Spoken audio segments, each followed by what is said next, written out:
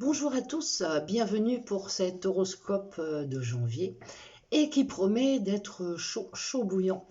Nous commençons ce mois avec l'entrée en Verseau de Jupiter et de Saturne. Ce changement de signe augure des commencements d'un changement de société fondamental qui se passera sur les 2 années qui viennent.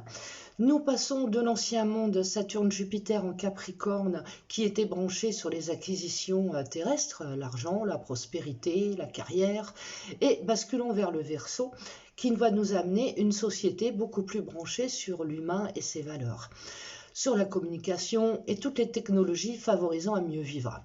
Nous verrons de belles avancées sur les technologies de pointe, sur le web, sur l'aérospatial et tout ce genre de choses qui verront un énorme essor dans les 2 ans qui viennent.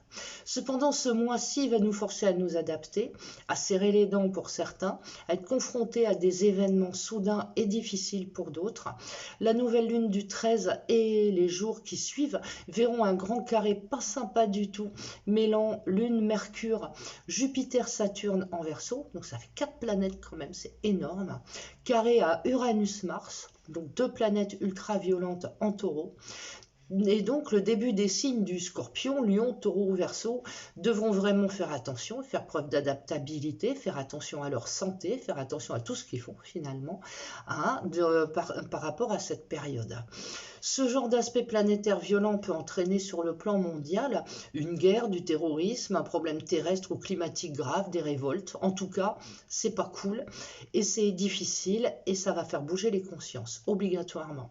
Ça peut se passer entre la date exacte de cette mi-mois ou dans les 28 jours, car en plus de ça, la pleine lune de la fin du mois, du 28, en début du Lion, bien évidemment, histoire de rigoler un peu plus, va en rajouter une méga couche. Donc on a toute la moitié, les 3/4 du mois, avec des aspects qui sont quand même assez violents, enfermants.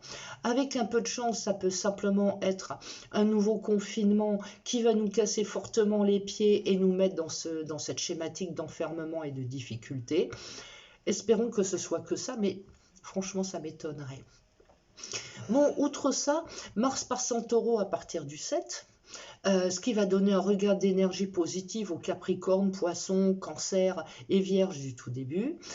Et on a aussi Vénus qui va être en bon aspect de Neptune aux alentours du 23 et qui permettra au deuxième décan des Capricornes, Scorpions, Taureaux et Cancer de faire de beaux projets sentimentaux et peut-être même de faire une rencontre et au moins de se remonter un petit peu le moral de ce mois un peu cataclysmique. Je vous souhaite quand même une belle journée et puis je vous dis au mois prochain pour février. Au revoir, prenez soin de vous.